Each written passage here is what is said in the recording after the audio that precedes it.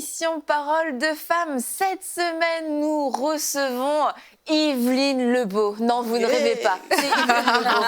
La Yveline Lebeau de Bonjour chez vous. C'est bien moi. Bienvenue. On est dans tous nos états aujourd'hui. Yveline Lebeau nous fait la grâce de venir pendant une semaine dans Parole de Femmes. Et on découvrira pourquoi plus tard. Parce qu'elle peut parler dans Parole de Femmes. À la fin de la semaine, les gens comprennent pas pourquoi.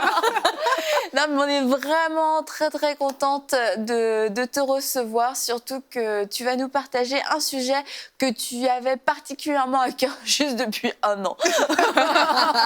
C'est juste ça, 5 émissions, du coup ça va être même un peu court hein, finalement. C'est ça. Tu vas réussir? On peut enchaîner sur une 2e semaine si jamais. Bah écoute, pas de souci, on s'occupe de Bonjour chez vous. Mathilde, c'est bon? Ah, pourquoi pas? Je sens l'enthousiasme. On aurait dû répéter cette partie. Finalement, la spontanéité a ses limites. Donc Yveline, tu es avec nous cette semaine pour nous parler de la transmission des valeurs du royaume, parce que c'est donc, je le disais, un sujet qui te tient vraiment très à cœur. Effectivement. Donc merci, parce que oui, ça fait 1 an que j'ai envie de parler de ce sujet et tu me donnes l'opportunité de le faire. Merci beaucoup. En fait, c'est quelque chose que je mets en pratique dans ma vie au quotidien. Hein. J'ai 2 enfants, 4 ans, 6 ans, Louis et Sophia. Et je suis responsable du ministère des enfants aussi à l'Église La Victoire. N'est-ce pas Mathilde? Oh, c'est glorieux. Et donc c'est un sujet qui me tient à cœur parce que je vois l'importance de la transmission des valeurs. Mais le doigt a vraiment été posé sur ce thème-là quand j'ai découvert le ministère e-caractère que tu avais présenté, Annabelle. Ça fait longtemps dans Bonjour chez vous. Je ne sais même pas si tout le monde le connaît ici, mais c'est un ministère que vous devez découvrir. Donc vous pouvez aller sur Internet découvrir. Mais en fait, c'est vraiment leur mandat. La transmission des valeurs du royaume aux enfants chrétiens ou incroyants.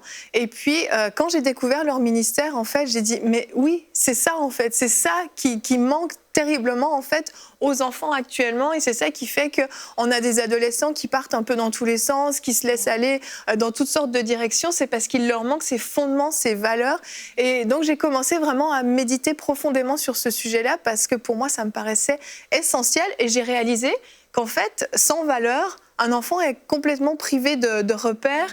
C'est comme si les valeurs étaient, je le compare à un sentier, en fait, le sentier de la vie. Et ces valeurs vont déterminer la droite et la gauche du sentier. Puis tu sais que dans ce sentier-là, tu peux y aller, tu es en sécurité, ça va bien se passer. Mais quand tu n'as pas ces valeurs-là, en fait, tu voyages n'importe où, tu vas partout et tu essayes plein de choses. Et puis tu peux tellement t'égarer. Et donc c'est pour ça que j'avais vraiment à cœur de partager ce sujet-là qui me paraissait super important. Et quand j'étais nouvelle convertie, j'ai découvert l'histoire des rois dans la Bible.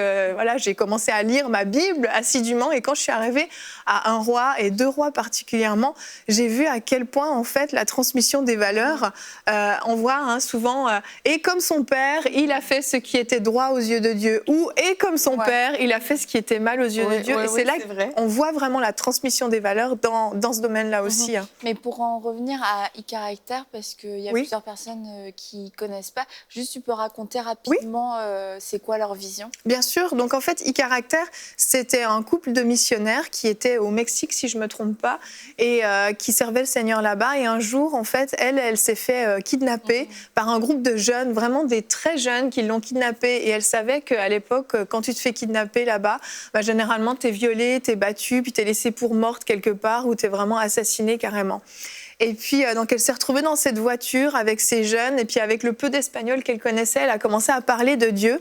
Et il y avait un jeune dans la voiture, si je ne me trompe pas, je ne veux pas tout déformer, mais si je ne me trompe pas, il y avait un jeune dans la voiture qui avait entendu parler de Dieu de la part de sa grand-mère ou de sa mère. Et puis, ça a amené, en fait, une crainte de Dieu. Et tout à coup, il s'est saisi, puis il a dit à ses amis, non, on ne peut pas faire ça, on ne peut pas faire ça. Et au milieu du désert, ils se sont arrêtés et ils l'ont lancée en dehors de la voiture et elle s'est retrouvée. Elle a été épargnée, sa vie a été sauvée, elle n'a pas été violée, etc. Et ça a été... Et après ça, avec son mari, ils ont vécu d'autres choses encore, un jour où ils se sont fait cambrioler, etc. Il y a toute une histoire. Et avec son mari, ils se sont dit, mais comment des jeunes comme ça, on peut si mal tourner, on peut s'égarer autant du droit chemin, en fait, alors qu'ils ont un si jeune âge et ils se sont dit, en fait, on leur a pas transmis des valeurs, ils n'ont pas été élevés, ils n'ont pas été éduqués et ils savent même pas ce qu'est le bien et le mal, finalement. Donc, ils sont livrés à eux-mêmes et c'est ça qui a créé, en fait, leur ministère. Ensuite, ils sont partis en France et là, ils font des livres pour enfants, ils font des musiques pour enfants dans le but de transmettre les valeurs du royaume aux chrétiens comme aux incroyants, peu importe, sans distinction, en fait. Et c'est sûr que ces jeunes, et il y en a beaucoup aujourd'hui dans notre société, et malheureusement de plus en plus jeunes, qui deviennent des dangers, en fait. On entend des histoires de viols, d'abus dans des collèges, même dans des écoles primaires, une des réactions serait de dire faut les enfermer, faut les punir, faut les mettre en prison, faut les mettre dans des centres, c'est des dangers pour la société. Et c'est vrai que ces enfants sont dangereux parce qu'ils font du mal, mais ils font du mal parce que eux-mêmes n'ont eu aucune éducation avec des valeurs. Et comme tu dis, ils vont dans différents sentiers, dans des sentiers de violence, dans des sentiers de violence et tout ça, et de choses complètement irresponsables. De drogue, de vol. Qui sont dangereux même pour eux-mêmes. Mais la question aujourd'hui qu'on doit se poser, est-ce que vraiment la répression et la punition et la condamnation, est-ce que c'est ça qui va changer? Est-ce qui va les changer? Qui va les aider? Est-ce que c'est ça aussi qui va aider tout simplement toute cette génération, en fait, qui est contaminée par un manque de valeurs? Ou alors est-ce que ça va être la transmission des valeurs qui va créer chez ces enfants une nouvelle éducation, une nouvelle façon de penser et qui va jalonner un nouveau chemin pour eux. Et c'est difficile, en fait. Cette première étape, même, elle est déjà difficile parce que face à certaines actions, on se dit comment investir, ou même comment vouloir investir. Ces enfants font du mal, ces enfants sont dangereux. Cet enfant-là, il a fait ça à 12 ans, mais imagine-le à 30 ans. Et c'est vrai, ça fait froid dans le dos. Mais sincèrement, je crois qu'une répression juste sèche, mettre ces enfants dans un centre, ça fera que oui, à 30 ans, il sera encore plus dangereux, mais il n'aura rien appris qui va le faire changer et il aura rencontré personne qui peut lui dire ta vie peut être différente. Et cette première étape, elle est déjà cruciale et capitale pour se dire de quel côté je me mets. Est-ce que je veux faire en sorte que les choses changent et quelquefois ça nous demande nous-mêmes de renoncer à certains préjugés qu'on peut avoir, ou alors est-ce que je suis dans l'autre sens, non, ces enfants méritent juste la prison, qu'on les oublie, on éradique toutes les mauvaises personnes de la Terre, sauf que là... Il ne va plus rester grand monde. Mais c'est là où justement la responsabilité des parents commence. Et la chose sur laquelle je veux insister aujourd'hui, c'est que ça commence dès le plus jeune âge, parce que justement, à 12, à 13 ans ou à 30 ans, je ne vais pas dire que c'est trop tard, c'est jamais trop tard et on en parlera dans l'émission de vendredi, mais si on commence tôt, c'est tout bénef pour la suite, en fait. Et le plus jeune âge, pour moi, c'est dès que l'enfant est responsable de ses mouvements, qu'il peut choisir en rampant à quatre pattes d'aller à tel endroit ou à tel endroit. Vous lui dites non, de ne pas aller quelque part, de ne pas toucher à tel objet, et puis il est responsable de ses mouvements. Alors bien sûr, on ne va pas lui demander d'être obéissant au doigt et à l'œil alors qu'il a 8 ou 9 mois, c'est pas ça. Mais dès ce moment-là, on peut commencer à lui transmettre des valeurs importantes. Et il ne faut pas attendre que l'enfant aille à l'école pour que ce soit l'école ou la crèche, les éducateurs, etc., qu'ils le fassent. C'est notre responsabilité en tant que parents. Dans la Bible, on connaît tous ce verset dans Proverbe 22:6 qui dit « Instruis l'enfant selon la voie qu'il doit suivre et quand il sera vieux, il ne s'en éloignera pas. » Donc en fait, c'est vraiment, dès le plus jeune âge, on commence à dessiner le sentier en disant « Ok, là, ça c'est la gauche, ça c'est la droite. Tu peux y aller, tu peux essayer, tu peux tester tout ce que tu veux, mais les limites, elles sont là. » Et c'est ça, cette transmission de valeurs, c'est juste mettre un cadre en fait. Et c'est pas la responsabilité juste de la maman ou juste du papa, en fonction des cultures, on s'attend à ce que ce soit l'un ou l'autre. Mais Proverbe 1:8 dit « Écoute mon fils, l'instruction de ton père et ne rejette pas l'enseignement de ta mère. » Donc on voit qu'on a les deux la responsabilité, c'est un travail qui doit se faire en équipe. Et c'est facile de dire quand papa va rentrer, il va s'occuper de toi. Alors bon, là tu as fait une bêtise, mais tu verras quand papa va rentrer. Mais il y a plein de gens qui font ça. Ou il y en a d'autres, il y a des maris qui vont dire ton enfant là, qu'est-ce qu'il fait ton enfant? C'est ton enfant, éduque-le, fais quelque chose. C'est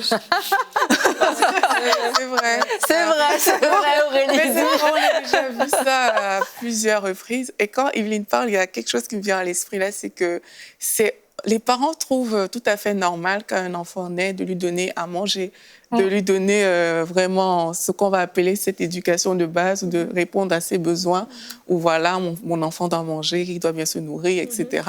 Mais parfois, on passe vite à côté des valeurs, justement. On ne met pas ça dans le même cadre que, voilà, il faut que mon enfant mange pour grandir et pour se développer, tout simplement.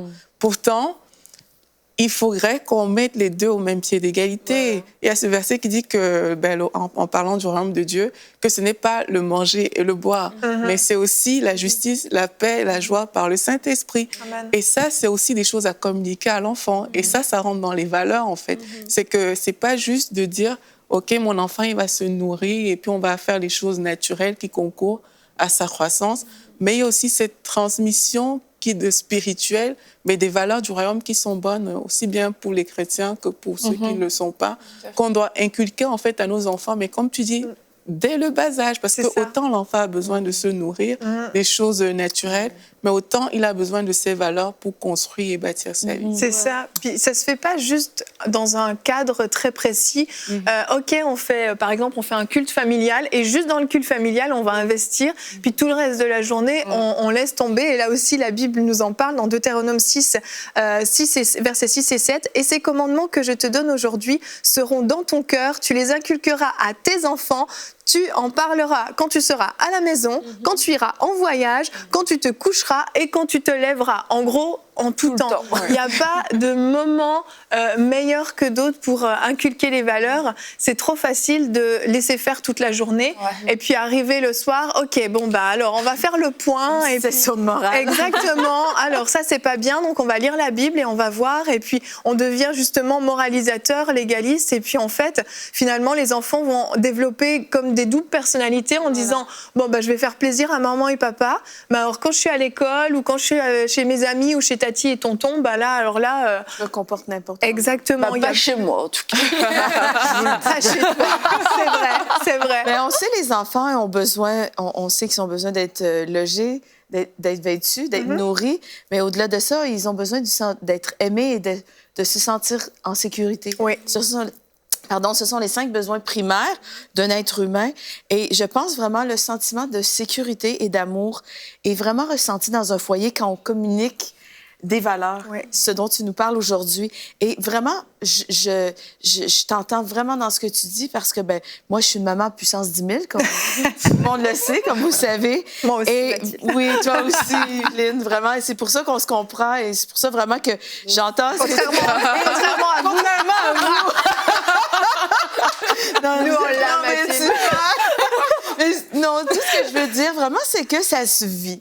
En fait, ça se vit des valeurs, ça se communique par chaque choix, par nos décisions, quand on décide de ne pas mentir au téléphone, quand on décide vraiment quand on décide de marcher dans l'intégrité. Bon, tu vas nous en parler des valeurs, mais d'aimer notre prochain, quand nos enfants nous voient pardonner, quand c'est difficile, quand nos enfants nous voient vraiment juste vivre dans l'amour et la sécurité, ça crée ce sentiment. Et comme un enfant, aujourd'hui, souvent les enfants sont laissés à eux-mêmes parce qu'on va lui laisser découvrir et il y a une espèce de mentalité où l'enfant roi choisit, prend toutes ses décisions, il se scolarise lui-même. Bon, il y a toute une espèce de mentalité qui a rapport à ça, mais le parent n'est pas des responsabilités. Malgré l'air qui change, la parole demeure la même. Les versets que tu as cités sont toujours aussi actuels et l'enfant va se souvenir de ce qu'il a entendu de ses parents, de son père et de sa mère. Et donc, vraiment, notre rôle, c'est à nous de le communiquer dans la vie de tous les jours. Et un enfant va grandir, il va fleurir, il va s'épanouir s'il se sent en sécurité. Et la manière qu'il va se sentir en sécurité, c'est s'il connaît les valeurs, s'il se sent encadré, entouré, s'il sait où, justement, il y a une route. Est-ce que je peux aller à gauche? Ah, non, maman dit que je peux aller à droite. Donc, non, et toutes ces choses-là. Donc, vraiment, ça crée ce sentiment de sécurité. Et c'est important vraiment de revenir justement aux valeurs et de dire, je vais communiquer, je vais communiquer ce que je comprends. Et puis, juste une petite parenthèse, je termine avec ça, mais souvent, il y a des gens qui disent, ben moi, j'ai rien reçu. Je suis pas sûre que je suis en mesure de donner quelque chose. Et vraiment, je veux juste vous dire qu'on fait ces émissions-là pour que vous puissiez recevoir vraiment l'essentiel de la parole de Dieu. Et si vous êtes un enfant de Dieu, si vous donnez votre vie à Christ, vous avez la parole de Dieu qui est votre miroir, qui est votre identité. Et vous savez, dans ce livre extraordinaire, vous puisez les valeurs du royaume et vous avez aussi la pensée de Christ, le Saint-Esprit qui est là pour vous diriger. Amen. Donc, vous Amen. n'êtes pas sans munitions et sans rien, vous n'êtes pas laissé à vous-même. Amen. Amen. Et je vais juste renchérir avec ce que vous dites rapidement. Le ministère dont tu parles, e-caractère, en anglais, c'est I-character. C'est comme le caractère, c'est la personnalité, c'est les valeurs, mais c'est toi-même, en fait, ta façon d'être et tout ça. Et je crois que quand on est parent, on a un enfant, et puis bon, on va l'habiller, on va le nourrir, on va prendre soin de son aspect extérieur, tu vois. On va le mettre dans une belle chambre, dans une belle maison. Et des fois, on s'arrête à ça en se disant que mon enfant est bien habillé, mon enfant est bien nourri. Et c'est l'aspect extérieur. Mais le caractère de la personne, ça fait partie aussi de ce que Mathilde a dit, de notre responsabilité en tant que parents d'aimer. Et aimer, c'est pas juste aimer avec des mots. Les mots construisent, mais c'est aussi avec tout un système qui est mis en place. Aimer, c'est que l'autre personne, en fait, elle devienne la meilleure. Elle va au maximum de son potentiel, en fait. Si tu as aimé quelqu'un et que cette personne est supposée, au bout de 5 ans avec toi, changer, grandir, ça fait partie de ça. Aimer, c'est mettre de l'eau sur la plante pour que la plante puisse grandir. Si j'aime une plante et que je dis je l'aime, mais que je la mets dans mon armoire, elle voit jamais le soleil, elle grandit pas, elle meurt, ben je l'ai pas aimé la plante. Et c'est le même raisonnement qu'on doit avoir envers nos enfants, de dire que je dois bâtir le caractère de mon enfant, au-delà de sa personnalité, mais qui il est vraiment. Quand il sera adulte, sur quoi il serait vraiment assis. Et ça commence dès la petite enfance, comme tu dis, dans des choses que nous allons faire, dans des choses que nous allons dire à nos enfants, mais des choses qu'ils vont nous voir faire aussi pour pouvoir devenir ces jeunes, pas comme des jeunes qui tournent mal. Les parents de ces jeunes-là ne sont pas dit, je vais mettre un enfant au monde pour qu'il soit un voyou. Non. Mais il devient voyou. Pourquoi? Parce qu'il y a eu des choses qui n'ont pas été faites ou des choses qui ont été oubliées. Où il y a eu des mauvaises fréquentations. Voilà. Puis avant de rentrer un peu plus dans des points pratiques, parce que je veux donner de la pratique, mais j'aimerais parler des mauvaises fréquentations. Parce qu'en fait, c'est un petit peu la hantise de tous les parents. Hein. On envoie nos enfants à l'école et puis là, on ne sait plus trop ce qui se passe là-bas. Puis les mauvaises fréquentations viennent polluer nos enfants. Je crois sincèrement que quand on a transmis des valeurs importantes, les valeurs du royaume à nos enfants, même s'il y a des mauvaises fréquentations, même si nos enfants peuvent être tentés de s'égarer de ce sentier, il y a toujours ces limites qui sont là, dans leur tête très très présentes. Et s'ils décident de dépasser la limite, ils vont le faire consciemment. Ça va pas être par inconscience justement, par innocence. C'est vraiment, ok, je sais que c'est mal et j'y vais quand même. Et même s'ils le font, ces valeurs qui sont en eux vont toujours leur permettre de pouvoir faire demi-tour à tout moment. Se souvenir, non, c'est pas ça. On en parlait avant l'émission avec Aurélie. Moi, quand j'étais adolescente, j'écoutais beaucoup de heavy metal, comme on le sait. Et oui, je sais. Ça te va tellement pas, je m'excuse. J'allais dans des endroits, sérieusement, il y avait des graffitis partout, il n'y avait aucune fenêtre, c'était sombre, c'était souterrain, c'était épouvantable. Mais à chaque fois que j'étais là-bas, je connaissais mes limites et je me sentais pas à ma place. Malgré tout ça, je savais que c'était pas ma place parce qu'en moi, je me disais, je veux pas finir comme un tel. Je voyais des choses qui se passaient et j'avais des limites et je me suis jamais éloignée de ces limites. Même si j'ai essayé de les dépasser, il y a quelque chose en moi qui bloquait toujours parce que justement, ces valeurs ont été transmises. D'où l'importance d'avoir comme des garde-fous, en fait, dans la vie. Comme tu avais reçu Jérémy, il avait raconté son témoignage dans C'est mon histoire. Mais tu vois, ça me fait penser à lui. Ses parents lui ont inculqué des valeurs quand sa mère surtout est venue au Seigneur. Mais après, il a fait ses choix à l'adolescence. Mais c'est ces valeurs qui l'ont gardé, en fait. Ses fréquentations n'étaient pas super, ses choix n'étaient pas formidables non plus. Mais ça a vraiment mis une limite à tout ce qu'il pouvait entreprendre. C'était comme, non, tu sais, si là je franchis, c'est comme tu sais dans ton cœur que tu es en train de franchir quelque chose. Et les limites, elles sont pas juste comme des petits poteaux. Je pense que c'est comme un lien qui nous relie directement au cœur de Dieu, parce qu'il y a des prières qui ont été semées et il y a quelque chose qui a été tissé entre nous et Dieu, en fait. Quelquefois, c'est très fragile, c'est très fin, on en a à peine conscience. C'est pas deux grosses mains qui nous rattrapent, c'est un tout petit fil qui nous fait une petite pression. Et en fait, c'est spirituel, nos choix sont spirituels. Et lorsqu'on transmet transmet des valeurs à des enfants qui sont pas forcément nos enfants, ça peut être même des enfants du voisinage, de l'entourage, etc. On leur transmet ces valeurs. Vu qu'on leur transmet l'amour de Dieu, d'avoir cette conscience que je suis en train de transmettre quelque chose de spirituel, en fait. Je suis en train de leur donner Dieu, en train de leur donner l'amour de Dieu. Et autant si tu transmets des valeurs des ténèbres, tu es en train de permettre au diable d'attraper cet enfant aussi et de se dire il y a un lien spirituel qui se crée quand je suis en train de faire ce travail de transmission. Oui. Et là, je voulais partir un petit peu sur la pratique parce que peut-être qu'à la maison, ça vous parle vraiment ce qu'on est en train de dire, mais vous ne savez pas comment le faire. J'ai quelques petits points pratiques et j'ai plusieurs exemples de mes enfants tout au long de cette semaine. En fait, j'aurai plein de petits exemples de mes enfants. Juste, tes enfants, tu as un garçon qui s'appelle Louis, qui a 6 ans. Qui a 6 ans, et Sophia qui a 4 ans. 4 ans, je le savais. C'était un chute. Petite fille.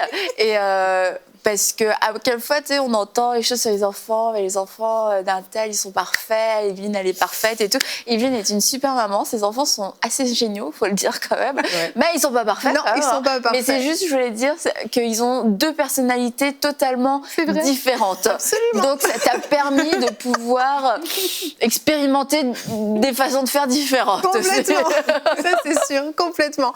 Et l'une des choses par contre que je fais avec tous les deux, c'est les histoires bibliques. Alors ça peut paraître très bateau. Si on utilise des histoires bibliques juste pour que les enfants connaissent l'histoire d'Adam, de Noé ou de je ne sais qui, c'est pas ça. Les histoires bibliques, on en sort des applications super concrètes pour la vie des enfants. Après avoir lu une histoire, tous les soirs on lit une histoire dans la Bible, ils ont leur petite Bible pour enfants, ils en ont chacun une. Et ben à chaque fois, je vais sortir une application concrète pour leur vie. Donc quand tu fais ça, quand tu dis ça, etc. Et un jour, pour l'anecdote, on lisait l'histoire des 10 commandements. Et puis, donc il y a la liste dans la Bible des 10 commandements, puis on arrive à tu ne mentiras pas. Et puis mon petit garçon, Louis, à ce moment-là, je pense qu'il avait 5 ans, à ce moment-là, avait un petit souci avec le mensonge. Ça lui arrivait de pas tout à fait dire la vérité. Et moi, j'ai même pas réfléchi, on lisait l'histoire et tout, puis je vois à la fin de l'histoire qu'il est comme ça, les yeux baissés. Puis vraiment, je dis, qu'est-ce qui se passe, Louis? Puis il dit, c'est pas facile. Qu'est-ce qui est pas facile? De pas tuer, C'est quoi qui est pas facile? Et là, il me dit, dans la Bible, là, c'est écrit qu'il faut pas mentir, mais c'est pas facile de pas mentir. Et c'était vraiment, il était sous une conviction de péché, littéralement. Oh, alléluia, merci Seigneur. Là, petite maman zélée, c'est le temps d'enseigner. Et donc là, j'ai profité de lui parler, de lui expliquer qu'il pouvait vraiment demander au Seigneur, à Jésus de l'aider, et puis que le Saint-Esprit était là, etc. Et puis on a parlé justement de l'importance de dire la vérité, pourquoi c'est pas bien de mentir, les conséquences, etc. Et vraiment, depuis, ça a tout changé. Je dis pas qu'il a plus jamais menti, ce serait glorieux, mais c'est ce serait toi la menteuse. Mais c'est hyper rare. Et quand il le fait, sur son visage, il y a un malaise qui s'installe. Et là, j'ai juste à le regarder. Je dis, Louis? Non, ok, c'est pas vrai. Tout de suite, parce qu'en dedans, en fait, il est inconfortable. Donc ça, c'était une petite anecdote. Sinon, parler de Jésus et comment il se comportait avec les autres. Donc bien sûr, en lisant l'histoire de la Bible, on arrive à l'histoire de Jésus. Comment Jésus se comportait avec les disciples, avec les gens, comment il était, etc. Toujours rendre Jésus très accessible pour les enfants. Il a vraiment existé et c'est pas juste une lumière là dans le ciel quelque part. Ok, les enfants ne le voient pas, mais Jésus a vraiment existé. Puis il nous a montré un modèle de comment on pouvait se comporter. Donc toujours qu'ils aient cette pensée, ok, qu'est-ce que Jésus ferait à ma place? Donc, il faut qu'ils connaissent Jésus pour pouvoir le faire. Un autre point, c'est utiliser les événements du quotidien pour transmettre les valeurs.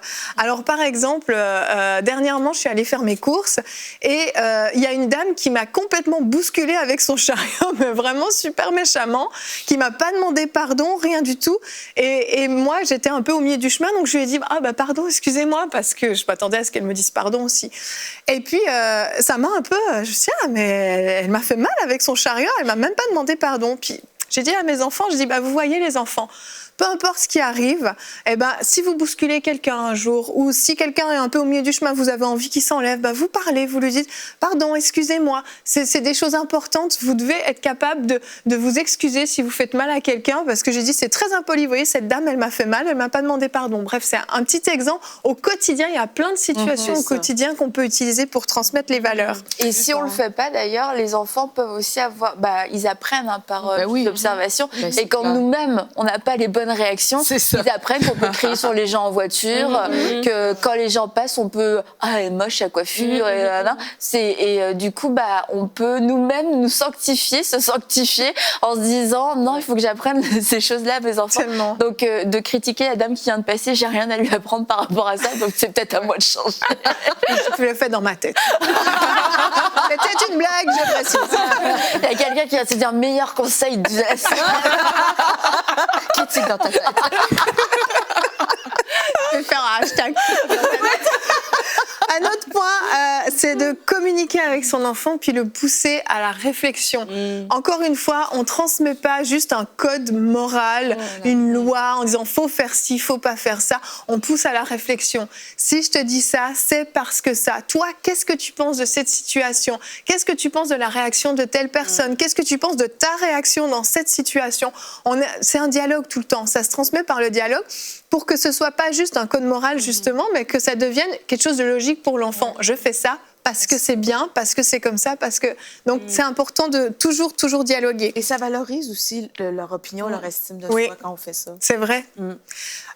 Préférer l'explication à la punition. Alors ça peut être très basique, mais en fait, c'est hyper important. C'est très facile d'envoyer son enfant dans sa chambre pour n'importe quoi, mais expliquer pourquoi. Pourquoi est-ce que ce que tu as fait, c'était pas bien? Encore une fois, par le dialogue, et puis utiliser des conséquences naturelles au lieu de punir bêtement et d'humilier. Des conséquences naturelles, je sais pas, tu as trouvé très drôle de renverser toutes tes céréales par terre. Eh ben, la conséquence naturelle, c'est que tu vas les ramasser. Pourquoi tu vas les ramasser? Et on explique pourquoi. Et au lieu de simplement se mettre à crier, à punir, va réfléchir dans ta chambre. Okay, et que c'est toi qui finis par ramasser les céréales. c'est aussi ça. Exactement. Sélectionner les dessins animés et les livres, je pense que je le dirai jamais assez, c'est tellement important. Il y a des dessins animés qui véhiculent des valeurs, mais qui ne sont pas des valeurs du royaume. Par contre, il y a des dessins animés, même non croyants, c'est pas obligé, parce qu'on sait bien que des dessins animés chrétiens, surtout en français, il y en a très peu, mais il y a des dessins animés qui ont des super belles valeurs à transmettre, et je vois l'atmosphère dans la maison en fonction de ce que mes enfants regardent, ou les histoires qu'on va leur raconter, ça change tout, ça amène une atmosphère, et faut pas oublier que les héros des dessins animés ou des livres deviennent leurs modèles. Donc, ces héros-là ont intérêt d'avoir de bonnes valeurs parce que sinon, leurs modèles vont les emmener à faire des mauvais choix. Et un dernier point, c'est faire le point sur la journée au moment du coucher. Il s'est peut-être passé des choses dans leur vie, dans la journée, particulièrement pour les enfants qui sont à l'école ou qui sont même à la garderie. Dès le moment où ils savent un peu parler, on peut vraiment dialoguer, faire le point et revenir sur des événements qui se sont passés, peut-être des incompréhensions qu'ils ont eues, peut-être des attitudes qu'ils ont eues. Même à la maison, tu vois, aujourd'hui, il s'est passé ça. Félicitez si la journée s'est bien passée, si vous voyez que votre enfant a fait des beaux efforts, à maîtriser certains traits de sa personnalité ou autres. Et c'est important, je trouve, de faire le point. Oui, et puis de demander, de poser des questions, de demander qu'est-ce que tu aurais voulu qu'il ne se passe pas aussi dans cette journée. Je trouve que c'est une bonne question à poser. C'est vrai. Et demain, Evelyne, tu vas encore être là. Tu vas encore être là, ouais, super. Être encore là. Et on va parler de... Est-ce que c'est la fratrie demain? L'autorité parentale et la politesse. Parentale, excellent point. Donc demain, on se retrouve pour une émission de Parole de Femmes avec Evelyne.